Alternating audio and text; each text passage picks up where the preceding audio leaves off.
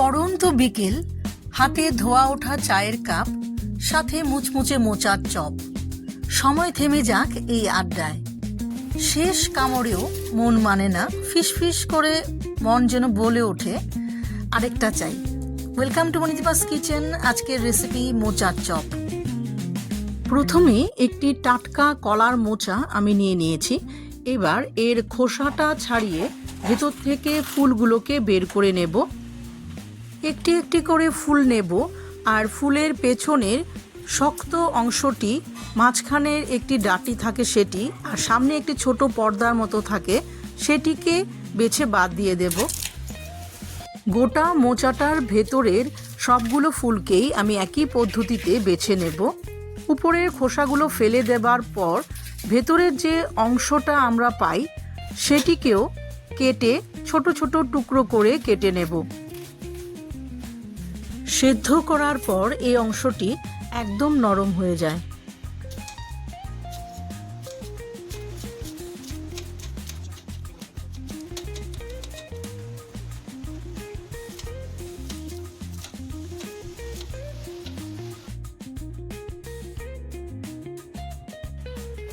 যে ফুলগুলোকে আমি বেছে রেখেছিলাম সেগুলোকেও কুচি কুচি করে কেটে নিলাম।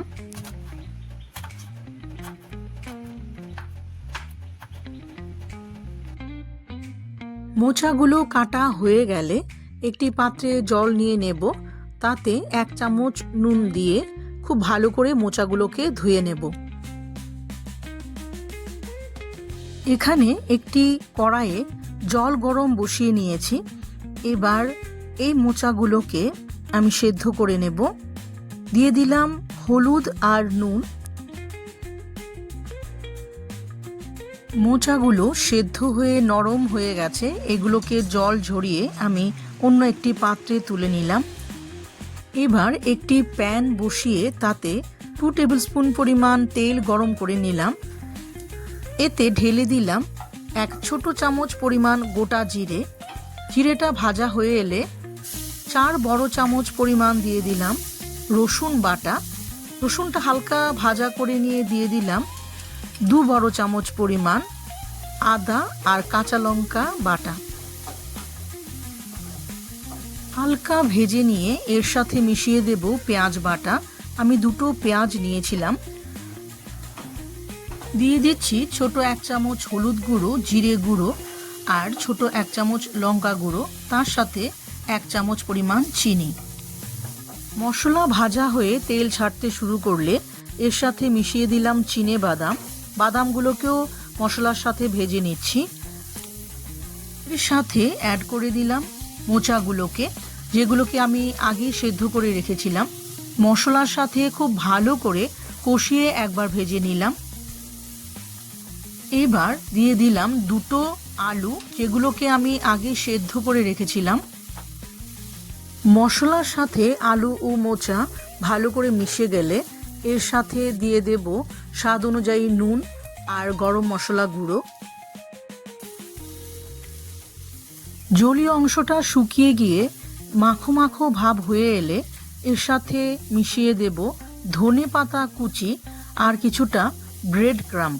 ব্রেড ক্রাম্ব আমি বাড়িতেই বানিয়ে নিয়েছি। কয়েক পিস পাউরুটিকে ভালো করে তাওয়ায় সেকে গ্রাইন্ডিং করে নিলেই ব্রেড ক্রাম্ব তৈরি হয়ে যায়।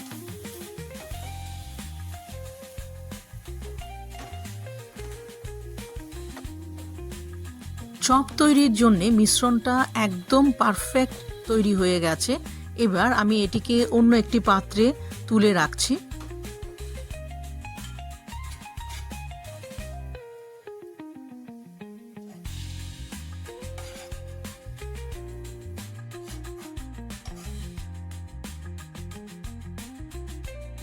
চপ তৈরির মিশ্রণটা ঠান্ডা হয়ে গেলে হাতে হালকা তেল অথবা ঘি মেখে নিয়ে অল্প অল্প করে মিশ্রণ হাতে নিয়ে আমি শেপ দিয়ে নেব।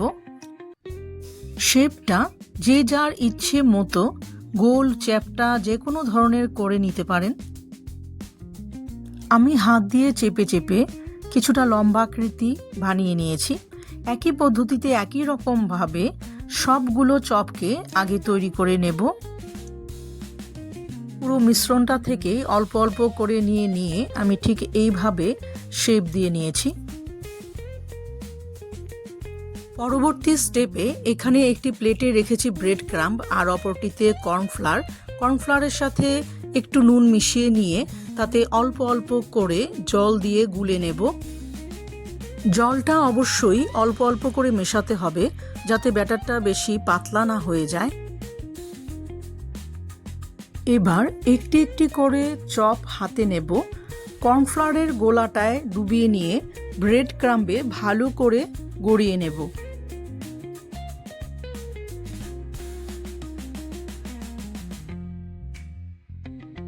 আমার প্রথমটি তৈরি হয়ে গেছে।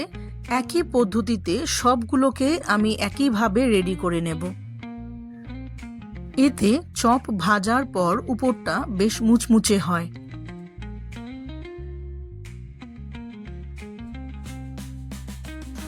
আমার চপগুলো ভাজার জন্য একদম প্রস্তুত।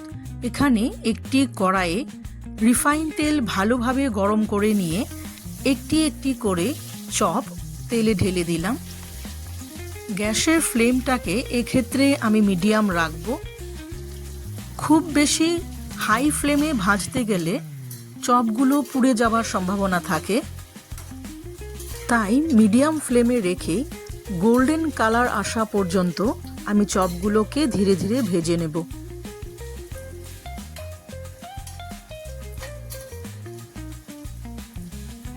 চপগুলো খুব সুন্দরভাবে ভাজা হয়ে গেছে।